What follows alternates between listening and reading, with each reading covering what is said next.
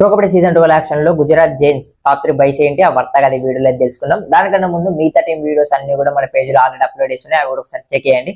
So first చూసుకుంటే మహమ్మద్ రేజా చియానే శారదులో అయితే తెలుసుకుంటే మనందరం 2.23 షేర్ అయితే ఉన్నారు. సో వర్త్ ప్లేయర్ అని చెప్పొచ్చు. ఆల్రౌండర్ లెఫ్ట్ కార్నర్ లో అయితే ఒక వాల్ లాగా ఉంటాడు. సో పాయింట్స్ అని ఆపేస్తాడు. ఇతను ట్రాక్ రికార్డ్ చూసుకుంటే మాత్రం 4 సీజన్స్ లో 3 ఫైనల్స్ ఆడింటూ 2 ట్రాఫీస్ అయితే అందించిండు. సో అతను ఆడుతుంటే ఆ టీం ఫైనల్ లో ఉండాల్సిందే, ఆ రేంజ్ లో పర్ఫార్మెన్స్ ఇస్తాడు. ఇక లాస్ట్ సీజన్ అరెన్ స్టీల్స్ అయితే ఆడిండు. అతను పర్ఫార్మెన్స్ చూసుకుంటే 24 మ్యాచ్ ఆడితే 139 టోటల్ పాయింట్స్ అయితే వేసిండు. అందులో రైట్ పాయింట్స్ 57 ఉంటే టాకిల్ పాయింట్స్ 82 అయితే ఉన్నాయి. సో పక్కా వర్త్ బై అని చెప్పొచ్చు 2 CR ప్లస్ అయితే. సో సెకండ్ బై చూసుకుంటే అజిత్ వి కుమార్ 36 lakhs కి అయితే బై చేసి ఇతన్ని. ఒక మంచి రైడర్. సో సీజన్ 9 వరకు అయితే ఒక మంచి సెకండ్ రైడర్ గా థర్డ్ రైడర్ గా మంచి రోల్ అయితే పోషించిండు. కానీ సీజన్ 10 నుంచి తన పర్ఫార్మెన్స్ అయితే చాలా తగ్గుతూ వచ్చింది. సో లాస్ట్ సీజన్ అయితే పునేరుపల్లానికి వెళ్ళిండు. 11 మ్యాచెస్ ఆడితే 38 టోటల్ పాయింట్స్ అయితే వేసిండు. అందులో 34 రైట్ పాయింట్స్ అయితే ఉన్నాయి. సో 11 మ్యాచెస్ అంతగా పెద్ద అవకాశాలు కూడా రాలేవు అతనికి.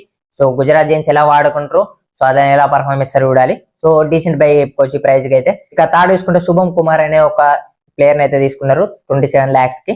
సో లెఫ్ట్ కవర్ డిఫెండర్ ఇతనైతే. పీకే లో సీజన్ 8 సీజన్ 9 లో యూపీ యోధర్స్ కి అయితే ఆడిండు. సీజన్ 8 లో 32 పాయింట్స్ అయితే చేసిండు 21 మ్యాచెస్ లో. సీజన్ 9 లో 11 మ్యాచెస్ లో ఓన్లీ 6 పాయింట్స్ చేసిండు. సో ఒక బ్యాకప్ డిఫెండర్ గా తీసుకున్నారు అనుకుంటున్నాను నేనైతే. సో ఈ టాప్ 3 బైస్ లో ఏది వర్త్ అని కూడా కింద కామెంట్ చేయండి. అలాగే తెలుగు ప్రో కబడ్డీ వీడియోస్ కోసం అయితే మన పేజ్ ని ఫాలో అయిపోయింది.